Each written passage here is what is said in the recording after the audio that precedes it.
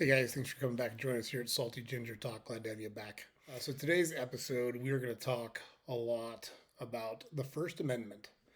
There's a lot going on in the news these days around the First Amendment, and I just think it's so critical that everybody kind of understands the intent of the First Amendment and what the intent was when the Constitution and the Bill of Rights were written.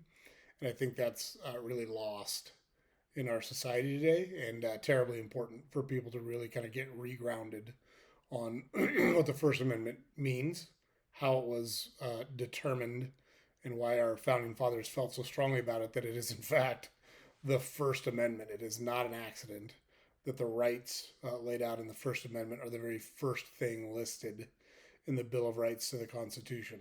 Also, not an accident that the Bill of Rights, the 10 amendments in the Bill of Rights, were specifically carved out because they were so important. They wanted to make sure that there was no ambiguity to the importance of them or what they meant to the society. So that's going to be a topic for today. We'll cover that. And then I want to point out a few examples that I think are things people should be really bothered by that are going on right now. And we need more people to speak up and just call bullshit when some of these things are happening, regardless of how you feel on either side of either some of these issues. At some point, you're going to wind up on the wrong side of one of these issues, and it's going to be a problem if we allow that to happen. So let's dive into it. So, I don't think most people remember that for the first about 10 years that the country existed, the Revolutionary War ended in what, 1779, 1780, somewhere in there. We didn't establish the Constitution until 1791. So there's a period of time where the country ran by a document and or a set of rules called the Articles of Confederation. And the Articles of Confederation was quickly determined that it wasn't going to work long term. There was almost no power to the central government, among other challenges. All 13 states had to ratify any, so it had to be unanimous vote to make any changes to the Articles of Confederation. To get almost anything done under that, there was no way for the federal government to raise money. There was just all sorts of problems with it. But they also didn't want to go so far that they created this strong, overpowering, demanding federal government. Sound familiar? Kind of like we've got today. The Constitution, there was two two constitutional congresses, and it was ratified in 1791, and George Washington was elected our first president, et cetera, et cetera. A lot of stuff. That stuff people know, but you know, this was not. It was well thought out. And if you ever have any questions about what the founding fathers were thinking while this was going on, they kept pretty meticulous notes. Madison and Jefferson, in particular, and the Federalist Papers are available, where those notes kind of tell you exactly the debate that was going on and what they were thinking as they were kicking around these ideas. So a lot of them have been kind of bastardized and really manipulated over the years to fit political agendas and personal agendas. And I am definitely myself. I'm definitely kind of a constitutional purist. That I think the document itself says what it says, and if it's not specifically written in there, then it's not part of the Constitution. And I think we've done a lot to stretch that, again, for political agenda, for personal gain, none of which I agree with. But the First Amendment, what does it actually say in the First Amendment? So, word for word, the First Amendment reads: Congress shall make no law respecting an establishment of religion or prohibiting the free exercise thereof, or abridging the freedom of speech, or of the press, or of the right of the people to peaceably assemble, and to petition the government for a redress of grievances. So that's what it says, word for word. So there's 5 freedoms that are called out in there: speech, religion, press, assembly, and the right to petition the government. And the most important part there is Congress shall make no law prohibiting or abridging. And the reason that's important is because you've got to go a little bit backwards to the Declaration of Independence, which was a very revolutionary document, not in the sense of the word of us rebelling against or starting a revolution against England. The thing that was most revolutionary about it is at the beginning, it says that men are endowed with certain unalienable rights by their creator. So it is not the government in the United States, the system of government we operate. It's not the government that gives you your rights. They don't they don't protect your rights. In fact, it's just the exact opposite. You have those rights because you were born a human being. And you can argue about creator, and I don't want to get into a religious debate about what you do and don't believe. I'm not a super religious person myself. The whole point is by naturally being alive as a person, you have these rights. And the government doesn't give them to you, and the government is not allowed to take them from you. And that is super revolutionary. If you look across the country and across history, that almost never existed before. So it's a very revolutionary way to think. It's a very revolutionary argument, and it's super important that everybody understands that that's the way we have things set up on purpose. It was very intentional while we did this. And when you think about those 5 rights that you have just because you're born, that the government does not get to control, does not get to abridge, um, it makes America the freest country in the world. So you hear about America being the freest country in the world, and you hear lots of arguments, which I agree with, by the way. Why do you need a license to drive a car? Why do you need a license to catch a fish? Why do you need a permit to have a dumpster in your yard? Why do you need to have a permit to get the hot water tank in your house fixed? Why do you need a permit to cut down a tree? You can argue back and forth about those things. That's not the reason that America is the freest country in the world. The reason America is the freest country in the world is because we have certain rights that you can't take away from us. The government cannot take away those rights from us. It's written in our Constitution, and that is such a unique scenario around the world. And I don't think most people understand that. So super important to keep that in mind. It wasn't Voltaire, but there was a woman who did essentially a biography on Voltaire, and like her quote, which I love, I think it's the exact right way to think about it. It was how Voltaire thought, but the quote that's attributed to her is, "I disagree with what you say, but I will fight to the death for your right to say it." And I think that's just exactly the right way to think about it, because the only time it's important to protect things like freedom of speech, freedom of religion, freedom of the press is when someone you don't like is saying or doing something you don't like. Now, there are certain, throughout time, there's been certain things that have restricted those. Like you can't incite, you can't say, you go kill that guy is not free speech. You're commissioning a crime. You're directly inciting violence. And it's very specific. There's been lots of rulings on this, very specific about how you have to say things and what is and is not free speech versus sharing your opinion versus I wish that guy was dead. You're allowed to express that. But saying, I want to go blow up his house, yeah, that's a problem. But the only time it matters, it's so important that you protect and you defend people you disagree with's rights to say and think what they want to say and think. And that's where I think we've really gone wrong as a country. We want to shout down or drown out or censor the other side, and it is just absolutely wrong. So, before the Constitution was ratified, it was so important to the founding fathers that these rights in particular were included. They broke them out into a specific amendment and refused to ratify the Constitution unless the Bill of Rights in its entirety was a part of the Constitution and attached to the original document. So when you think about it from that perspective, it was so important they called them out specifically. I think we'd be wise to keep that in front of mind as we work through the challenges we work through now. There's no legal age, so you don't have to be 18 to exercise these rights. Now, to vote, like voting's in the Constitution, we do have voting ages, things like that. But you have every right to these rights from the minute you're born. Now, you can, I'm 52, and I know a lot of folks who grew up in the same way in age I did. There's no freedom of speech at the Canfield House. I can tell you that. You said what you were allowed to say, or you got the back of the hand. And so, uh, from that perspective, yeah, can your employer say, "Hey, you represent us, and you don't get to just spout off when you're on the company nickel"? Yeah, that's legit. Like they have the right to do those things. But what they can't do is say you can't say them at all. They can say you're not going to work here if you say those things, but they can't say you can't say those things at all. It's absolutely protected by the Constitution. Um, it's not partisan. It's not a left wing or right wing thing. Both sides um, have attempted to in the past and are still right now. Have attempted to prevent you from sharing your thoughts and ideas on different subjects and different topics.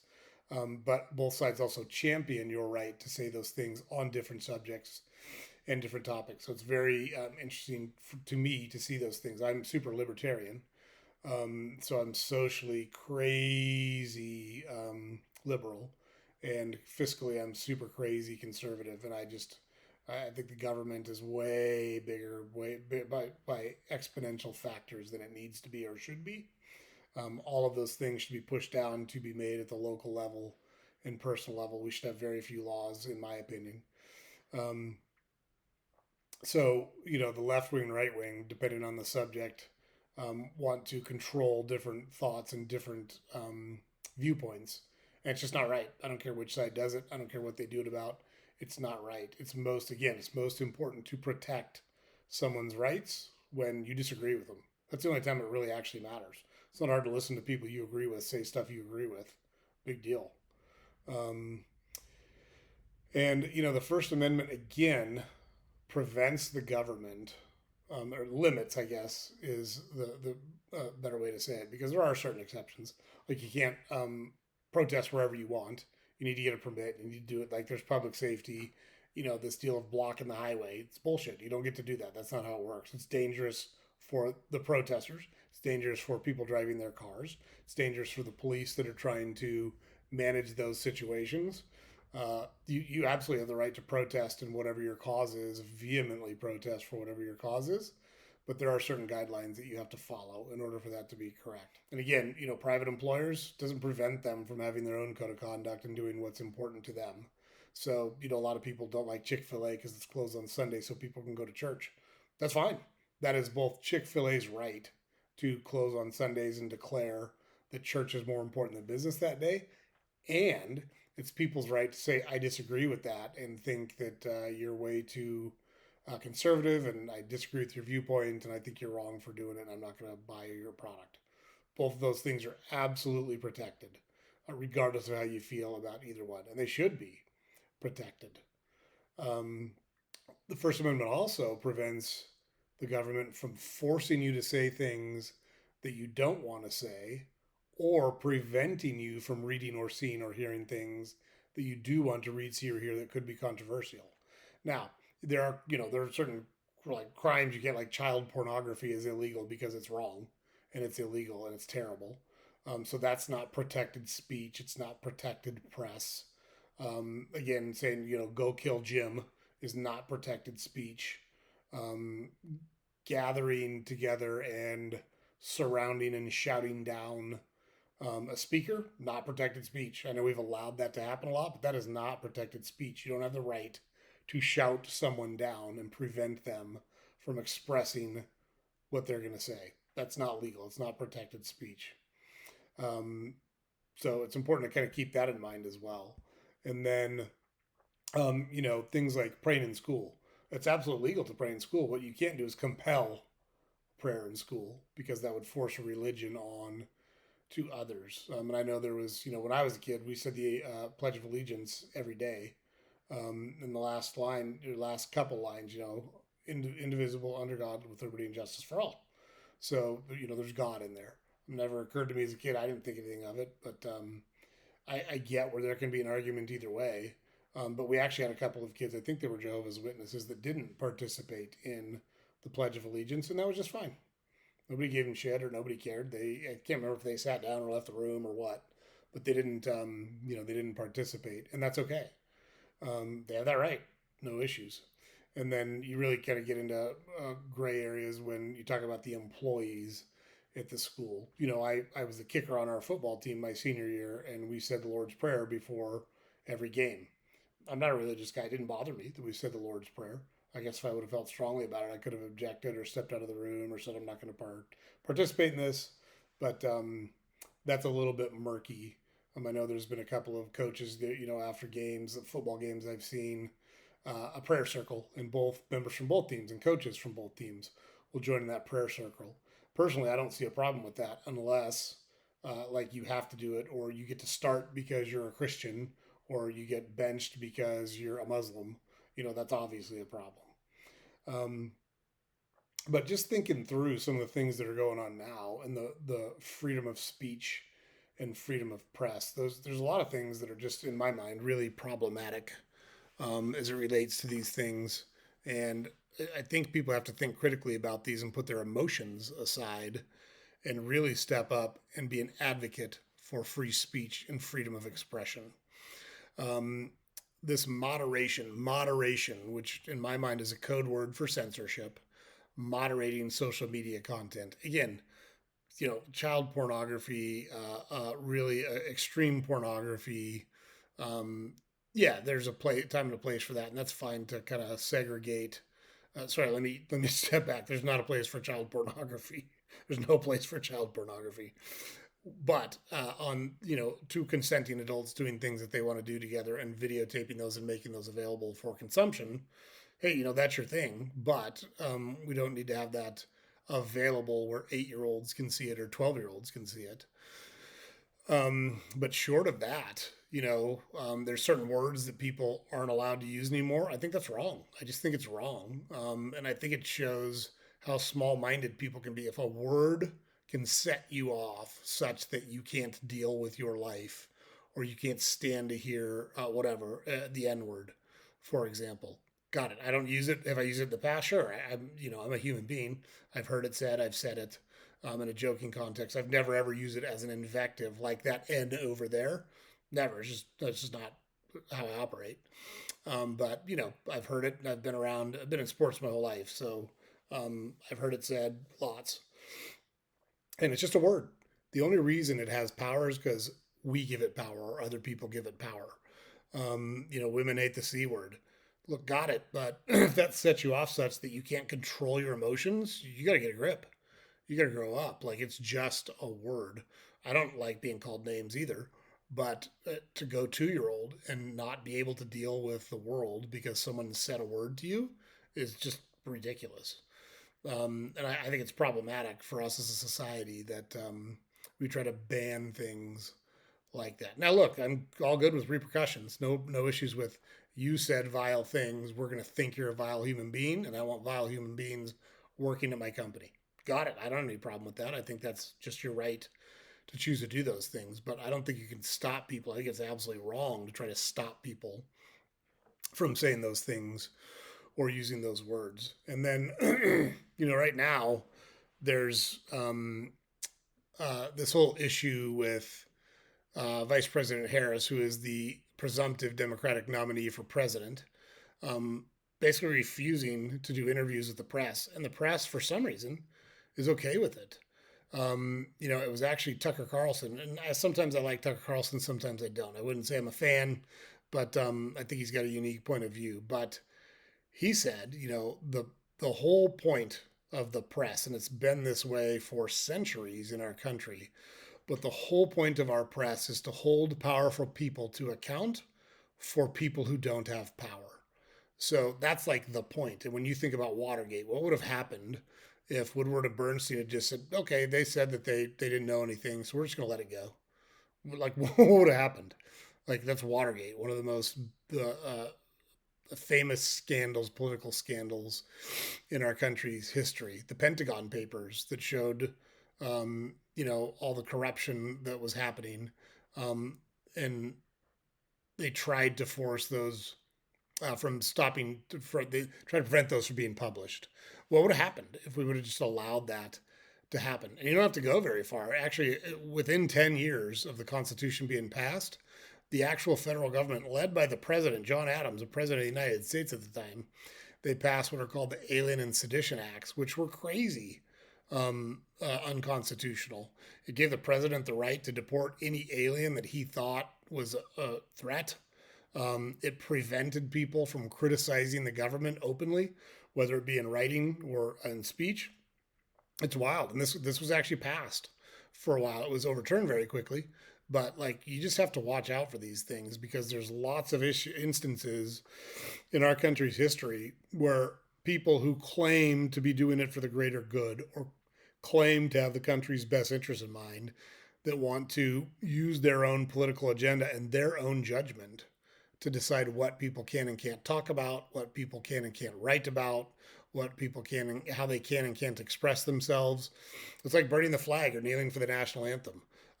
I personally despise both of those things. I just really disagree with them strongly. But I say everybody that does it has the right to do it. I also have the right to tell you I think you're a dirtbag for doing it. You don't get off without repercussions, in my book at least. But you have the right to do it, and I will defend your right to do it with just, and then I'll turn around and say what a scumbag you are for doing it. But to stop that from happening, to prevent people from expressing those things, it's just wrong, and it's very dangerous. It's very dangerous because look back what happened with COVID. We had mask mandates. We kept kids home from school. We shut businesses down. We were locking people up. There were people that went to jail for not wearing a mask or for opening their business. We were writing people tickets for paddleboarding or walking on the beach. It was insane. And because everyone, I shouldn't say everyone, but a vast majority of the population was scared and they allowed those things to happen without pushing back. I can tell you I was not one of those people. I'm not vaccinated. I wasn't going to get vaccinated on something that was rushed through the way that it was. Um, I didn't agree with this. I said from the beginning that the math was wrong, that most of this was not science based. And here we are 4 years later, and almost all that has been proven to be 100% true. But you have to think critically and push back on those things. And those are real life examples, all those real life examples: social media content moderation, disinformation moderation. It's not our job to protect idiots. There's idiots out there. They're always going to be out there. It's our job to counteract misinformation with real and better information and make our case. You don't get to just stop people from saying stuff because you disagree with it. So super important, guys, super important. It's the First Amendment for a reason. And I think it's terribly important that everyone keeps that in mind and that we all band together and defend each other's rights to say and think what we say and think, especially those that say or think things differently than we do. That's where it's most important. That's when it matters the most. And that's where our voices should be the loudest to stand up for and defend our opponents' right to say it. And then go out and shred them in a debate. You know, prove them wrong with facts and logic and real world information. But trying to stop them from speaking, man, that is just, that's jackboot totalitarianism waiting to happen. And I'm not for it. I'll never be for it. I would rather die on my feet than live on my knees. That's just how I am. And I think anyone that thinks about it would agree with me. So anyhow, that's our little diatribe on the First Amendment today. I appreciate you guys joining us here. Don't forget to go over to our website, saltygingertalk.com. All of our episodes for our podcast are available there. We've got links to our social media there. All of our content is available there, and you can sign up for our newsletter over there. So thanks for joining us, guys. We look forward to seeing you next time.